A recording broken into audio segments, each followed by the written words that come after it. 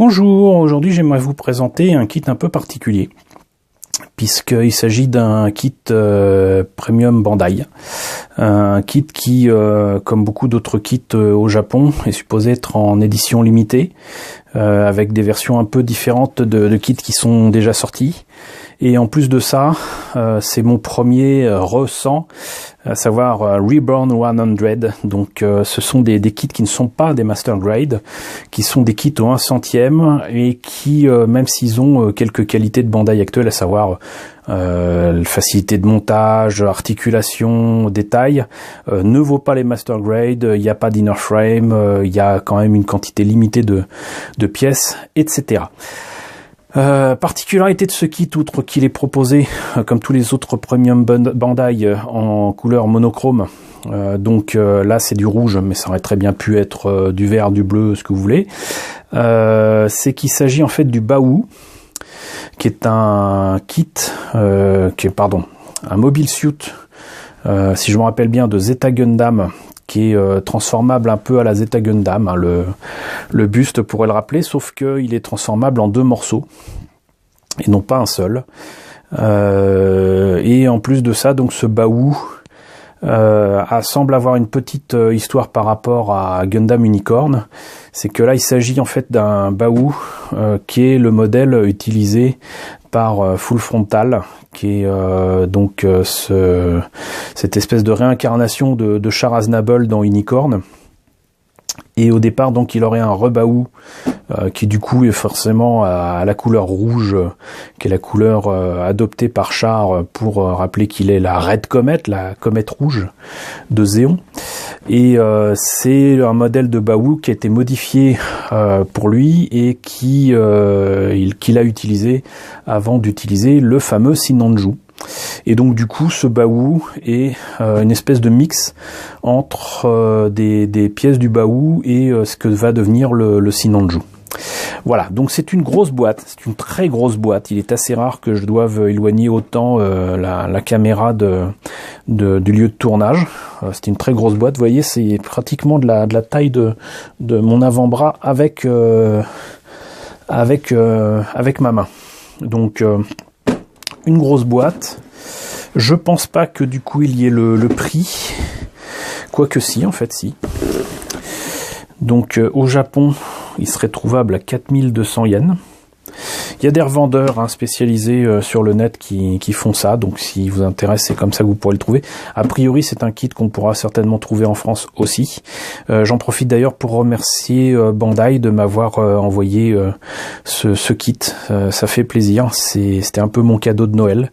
Un des rares cadeaux de Noël que j'ai eu d'ailleurs, donc merci à Bandai de m'avoir envoyé ce kit. Et sans tarder, on va montrer ce que ça donne à l'intérieur, parce que avec du monochrome c'est pas la joie. Voilà ce que ça donne sur la boîte, mais à l'intérieur normalement de la notice, si je me rappelle bien, ça ne sera pas en noir et blanc ni en rouge.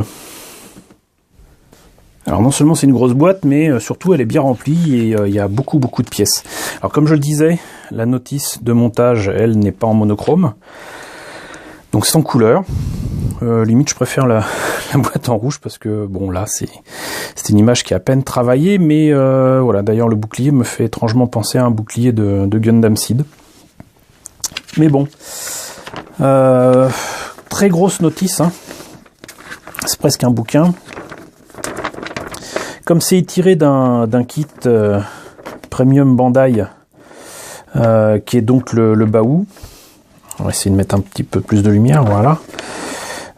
Il y a quand même pas mal de pièces que je ne vais pas avoir à utiliser ici. Et donc ça c'est cool pour moi, parce que vous voyez là, ici, là il y a plein de pièces de cette grappe.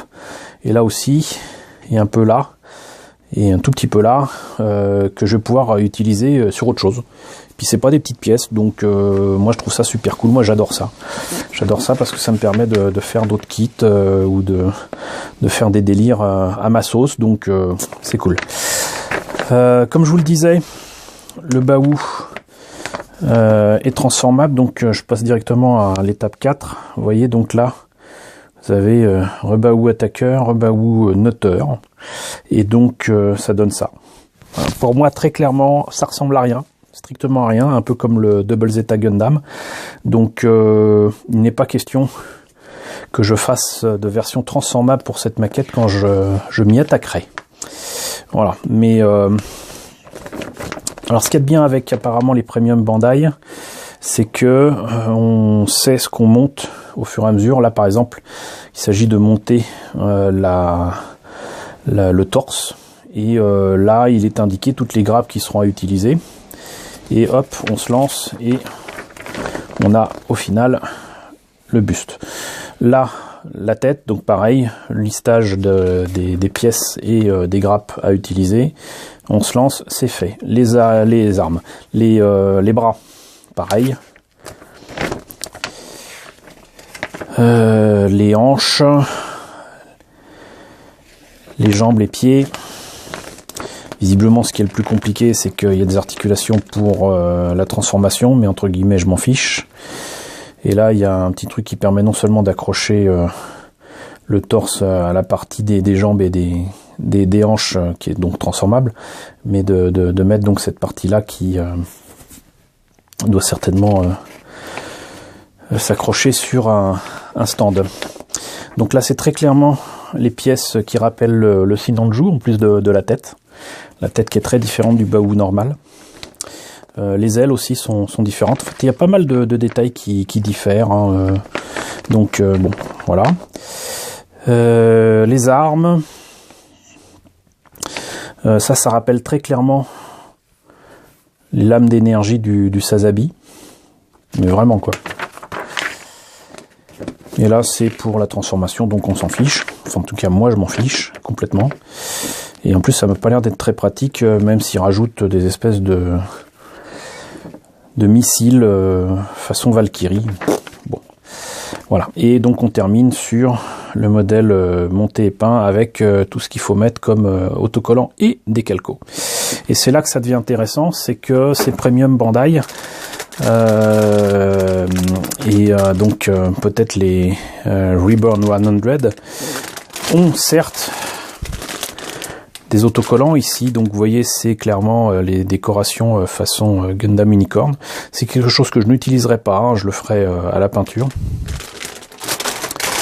Mais donc ils ont, et là ça n'a pas été protégé, ça c'est pas cool, des planches de décalco. Voilà, je trouve ça super. En plus c'est des calcos, des marquages blancs très fins et qu'on peut lire même à l'œil nu, donc c'est juste génial.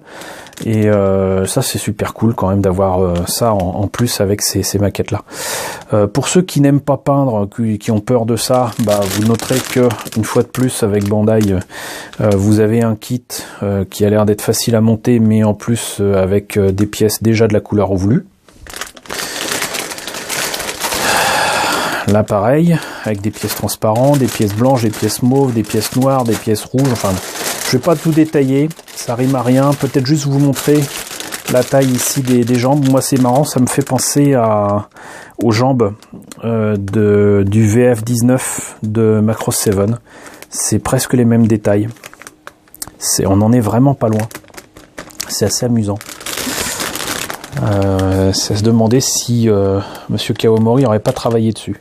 Et donc là, c'est les lames d'énergie, comme je vous disais, qui rappellent celles du Sazabi. Il faudrait que je compare avec le modèle au 1/100e, le premier Master Grade qui était sorti, que je dois faire pour une amie. Donc ça serait amusant de comparer. Mais voilà, donc vous voyez, il y a quantité de pièces, les détails sont là. J'ai pas envie d'ouvrir les sachets. Ça sera pour une autre fois avec le début du montage. Comme c'est pas un Master Grade, je pense que j'essaierai de m'y attaquer un de ces quatre. Ça peut être amusant. Voilà. Avec notamment la nouvelle configuration de mon atelier. Si je fais un montage filmé, ça peut peut-être vous intéresser. Donc voilà.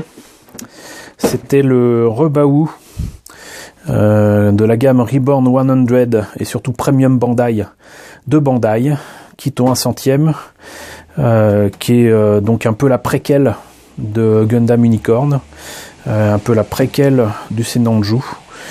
Donc écoutez, j'espère que cette présentation vous a intéressé. N'hésitez pas à me dire ce que vous en pensez en commentaire. N'hésitez pas à liker, n'hésitez pas à partager, n'hésitez pas à vous abonner si ce n'est pas déjà le cas, et je vous dis à très très vite pour la présentation de nouvelles maquettes Bandai.